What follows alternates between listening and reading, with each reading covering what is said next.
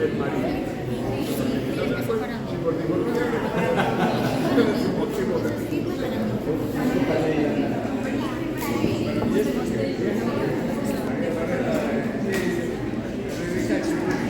Ainda no.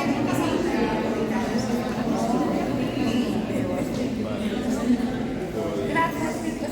Este para Santi.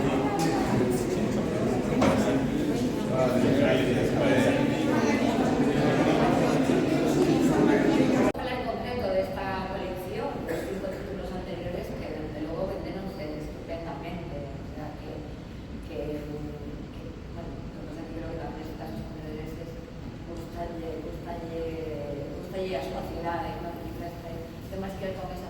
Pero eu son optimista tamén, non só porque, o sea, que non se pode decir o contrario, senón está ben que cada vez é un marcionario. Pero optimista con vontade, evidentemente. Uno conta unha librería, non sabe como aí. Este ano que ven, mira, o sea, que ten que ter a vontade de ser, de borrar para onde quere ou onde le interesa ou facer o que cree, evidentemente, ¿no?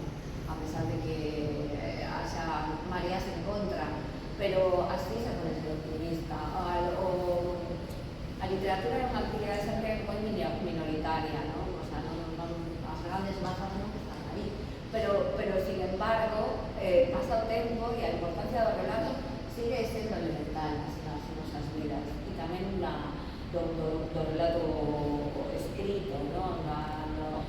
De ler, eso creo que está completamente claro. E dentro desa minoría hai un exercicio que é moi insistente, de que forma moita parte da súa vida. Eso non desaparecerá nunca. E non estou pensando